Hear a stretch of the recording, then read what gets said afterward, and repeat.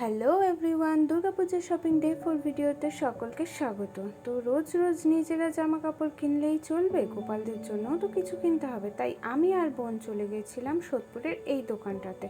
এই দোকানটা থেকেই আমরা গোপালদের জন্য বরাবর জামা কাপড় কিনে থাকি। তো এখানে বিভিন্ন ধরনের জামা কাপড়গুলো গোপালদের দেখাচ্ছে। তার মধ্যে আমার এই ডিজাইনটা ভীষণ ভালো লেগেছে, নতুনত্ব এই ডিজাইনটা। প্রত্যেক বছরই গোপালদের জন্য নতুনত্ব কিছু নেওয়া হয়। তো এই জামাটার প্রাইস ছিল 200 টাকা। আর আরেকটা যে এই ধরনের যে জামাটা দেখতে পাচ্ছ পিঙ্ক কালারের, এই জামাটার প্রাইস ছিল 220 টাকা। আমার এই পিঙ্ক কালারের এই 220 টাকা দামের জামাটাই বেশি পছন্দ হয়েছিল, তাই বোনকে বলেছিলাম এটাই নিতে। তো দেখো এর ডিজাইনটা এতটাই ইউনিক লেগেছিল, নতুনত্ব লেগেছিল আমার কাছে, যার জন্য আমার খুব ভালো লেগেছিল। প্রতি বছরই নতুনত্ব কিছু নেওয়ার চেষ্টা করি, তো এবছরও এটা আমার ভীষণ ভালো লেগেছে, তাই বোনকে বলে এটাই নিয়েছিলাম। তো এই জামাটা নিয়ে নেওয়ার পর আমরা বাকি আরও বেশ কিছু জামা দেখে নিচ্ছিলাম ছোট গোপালের জন্য।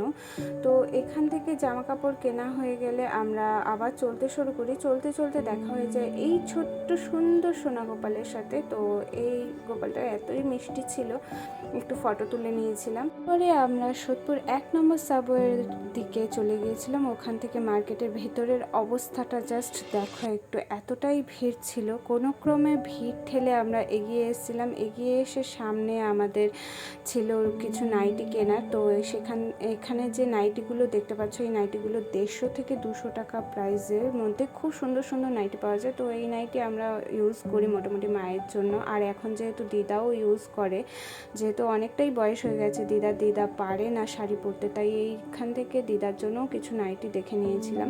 আর মায়ের জন্য তো এখান থেকে নেওয়াই হয়, আমরাও ইভেন ইউজ করি। তারপরে আমরা চলে গিয়েছিলাম শ্রীনিকেতনে। সেখানে আমাদের ফিমেল ডিপার্টমেন্টে চলে গিয়েছিলাম কিছু কুর্তি ওয়াগেরা এইসব দেখার জন্য। তো এই যে 3 পিসের সেটগুলো দেখছো, এই সেটগুলোর প্রাইস ছিল 1900 টাকা থেকে 2000 টাকা। একটু বেশি প্রাইস ছিল। ডিজাইনগুলো বেশি একটা ভালো ছিল না, তো তার জন্য আমরা এখান থেকে তো কিছু নিইনি, বাট টপ সেকশন থেকে কিছু টপস নিয়ে নিয়েছিলাম। তো তারপরে একটা ব্যাগও কিনেছিল বোনের জন্য। তারপরে আমরা ওই ব্যাগপত্র সব কিছু কিনে তারপরে চলে এসেছিলাম অটো স্ট্যান্ডে। আর অটো স্ট্যান্ডে এসে যা অবস্থা হলো একটু দেখে নাও একবার। অটো নেই, যথারীতি লাইন। তবে হ্যাঁ, বেশিক্ষণ লাইনে দাঁড়াতে হয় না আমাদের এখানে, খুব তাড়াতাড়ি লাইনটা শেষ হয়ে যায়, অটোও চলে আসে। তো যাই হোক, আমরা অটো স্ট্যান্ডে দাঁড়িয়ে থেকে তারপর বাড়ির দিকে রওনা দিলাম।